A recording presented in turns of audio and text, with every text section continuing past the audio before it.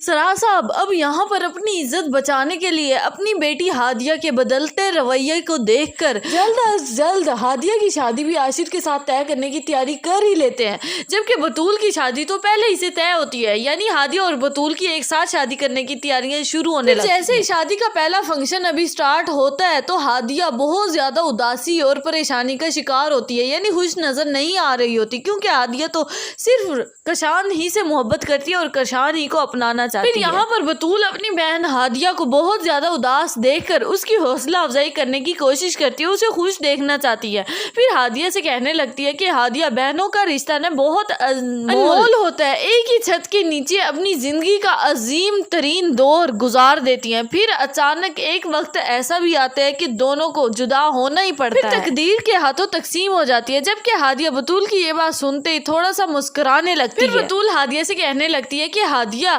جتنی بھی جدا ہو جائے، یعنی دونوں کے درمیان جتنے بھی اختلافات بڑھ جائیں، لیکن دونوں کا دل ایک دوسرے کے لیے دھڑکتا ضرور ہے، دونوں ایک دوسرے سے ملنے کے لیے تڑپتی ضرور ہے، وہ کبھی دل سے جدا نہیں ہو سکتی۔ بہنیں تو شادی کے بعد بھی دور نہیں ہو پاتی، کیونکہ اللہ پاک کا سارا نظام ہے، اگر اللہ نے آپ کے نصیب میں اچھا محرم عطا کیا ہے تو آپ ایک دوسرے سے ملنے کے لیے کبھی بھی نہیں ترس پائیں گی، جیسے ہی آپ چاہیں گی ویسے ہی ہو جائے گا۔ یہ ساری باتیں نصیب سے جڑی ہوتی ہے، جبکہ بطول یہ ساری باتیں ہادیہ سے کر رہی ہوتی ہے ہادیہ کی خوشی حاصل کرنے کے لیے، لیکن ہادیہ کا سارا ذہن اور دماغ تو کشان ہی کی طرف ہوتا ہے، وہ کسی صورت بھی کشان کو اپنے دل و دماغ سے نہیں نکال پاتی۔ جبکہ سرا صاحب بھی ہادیہ کو اداس چہرہ دیکھ کر بہت زیادہ پریشان حال ہونے لگتے ہیں۔ ہادیہ کی والدہ بھی اپنی دونوں بیٹیوں کو ایک ساتھ رخصت کر کے، یعنی ایک ساتھ خود سے جدا کر کے بہت زیادہ پریشان اور اکیلی محسوس کر رہی ہوتی ہے۔ دوسری طرف عاشر کی بھی خوشی نظر نہیں آ رہی ہوتی ہادیہ کو حاصل کرنے کی، کیونکہ کشان کی باتیں اس کے دل پر لگ چکی ہوتی ہیں، وہ بھی کشان کی باتوں کو